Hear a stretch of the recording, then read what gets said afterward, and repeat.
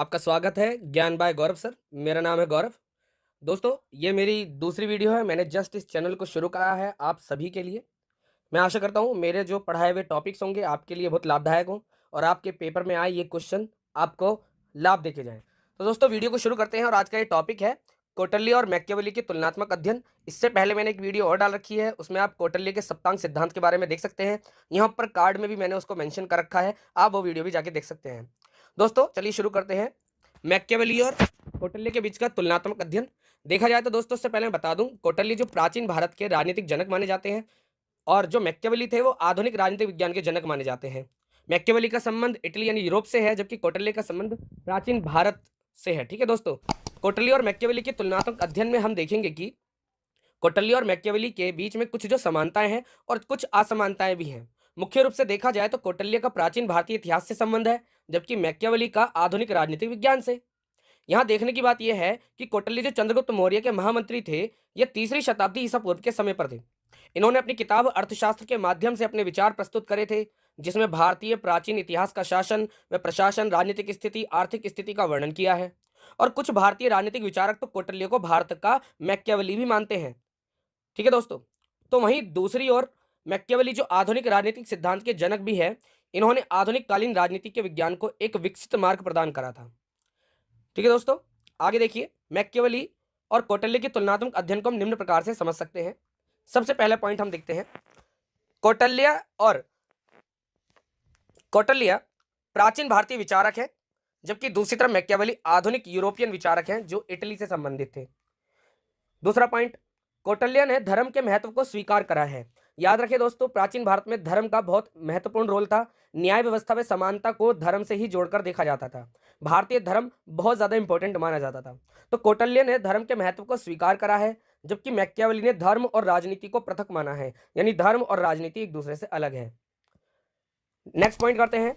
कौटिल्य छोटे छोटे राज्यों में बटे भारत को एकता के सूत्र में मानना चाहता था कि भारत में एकता स्थापित और एक शक्तिशाली राजा के नेतृत्व में इसे बनाया जाए। तो वहीं दूसरी तरफ मैकियावेली भी इटली के जो छोटे छोटे टुकड़े हुए थे उन्हें कुशल राजा के नेतृत्व में बनाना चाहता था। यानी कौटिल्य भारत का एकीकरण करना चाहते थे, तो वहीं मैकियावेली इटली का एकीकरण करना चाहते थे। अगला पॉइंट, कौटिल्य के अनुसार राजा को सचरित्र होना चाहिए, यानी सच्चाई के आधार का चरित्र होना चाहिए। साथ साथ धर्म प्राणी होना चाहिए, धर्म को मानने वाला होना चाहिए। उसके अंदर नैतिकता के गुण होने चाहिए। केवल राज्य और प्रजा की रक्षा के लिए ही इनका उल्लंघन कर सकता है। मतलब राजा अगर छल कपट अपनाता है तो वो तभी जब उसे राज्य और प्रजा की रक्षा करनी हो, अर्थात युद्ध करना हो। जबकि मैकियावेली का कहना है कि राजा को सचरित्र होना या उसमें नैतिक गुण होना जरूरी नहीं है। राजा ज्यादातर तानाशाही हो सकते हैं या फिर निरंकुशवादी होते हैं। अगला पॉइंट, कौटिल्य द्वारा लिखित मुख्य पुस्तक है अर्थशास्त्र, जबकि मैकियावेली की लिखित पुस्तक का नाम है द प्रिंस। और दोनों ही ग्रंथ में राजा पर ही ध्यान केंद्रित किया गया, यानी कि जो मेन कैरेक्टर जो है इनका राजा ही है। राजा के इर्द गिर्द ही पूरी किताब घूमती है इनकी। अगला पॉइंट देखते हैं। कौटिल्य के अनुसार उत्तम साध्य के लिए साधन भी उचित होने चाहिए, यानी एक साध्य के लिए साधन का होना जरूरी है। केवल युद्ध के लिए ही अनैतिक साधन का उपयोग कर सकते हो आप, जबकि मैकियावेली के अनुसार केवल साध्य ही उत्तम होता है। साधन कैसे भी कर सकते हो आप, अनैतिक, दोनों कंडीशन में, चाहे अच्छी कंडीशन हो चाहे बुरी कंडीशन हो। वहीं अगला टॉपिक देखते हैं। कौटिल्य के अनुसार राजा को शत्रु पर विजय प्राप्त करने के लिए साम दाम दंड भेद कोई सी भी नीति, यानी ये जो विदेशी नीति है, ये अपनानी होती है। जबकि मैकियावेली के अनुसार राजा को शत्रु पर विजय प्राप्त करने के लिए सिंह की तरह, यानी शेर की तरह पराक्रमी और लोमड़ी की तरह धूर्त यानी चालाक होना पड़ेगा। मैकियावेली केवल दो पशुओं से ही तुलना करता है राजा की, एक शेर और लोमड़ी। ठीक है, राजा को ये गुण सिखाना चाहता है, जबकि कौटिल्य का कहना है कि 20 पशु पक्षियों की गुण राजा के अंदर होना चाहिए। वहीं अगला पॉइंट है, वहीं प्रोफेसर मधुकर श्याम चतुर्वेदी का कहना है कि मैकियावेली के विचारों की कौटिल्य के दृष्टिकोण से तुलना करने पर यह स्पष्ट हो जाता है कि दोनों विचारकों के मध्य समानता सतही है, जबकि वास्तविकता नहीं। यानी दोनों के बीच में जो समानता है ना, वो सिर्फ ऊपरी ऊपरी है। देखिए, इसमें यह गौर करने वाली बात है, जब कौटिल्य ने राजनीतिक विचार प्रस्तुत करे थे वो समय कुछ और था प्राचीन भारत का, आज से लगभग 2,500 साल पहले।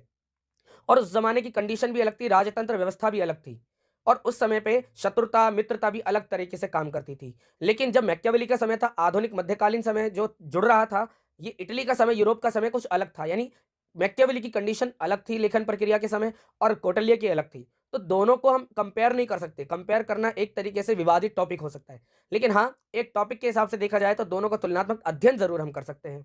तो दोस्तों इसी के साथ ये टॉपिक भी समाप्त होता है। ये टॉपिक शायद आपके पेपर में आ सकता है, इंपॉर्टेंट टॉपिक है, कौटिल्य के चैप्टर से, चैप्टर नंबर 6 से है। भारतीय प्राचीन जो राजनीतिक चिंतन है उनमें ये टॉपिक आता है। दोस्तों ऐसे ही एक और वीडियो मैं आपके लिए लेके आऊंगा, जुड़े रहिएगा मेरे चैनल के साथ, ज्ञान बाय गौरव सर। दोस्तों प्लीज वीडियो अगर अच्छी लगी तो लाइक जरूर करना और मेरे चैनल को सब्सक्राइब करना, बेल आइकन दबाना मत भूलना, ताकि आने वाली वीडियो में आपको नोटिफिकेशन मिल जाए। तो दोस्तों अगली वीडियो में मिलते हैं। जय हिंद, नमस्कार, वंदे मातरम।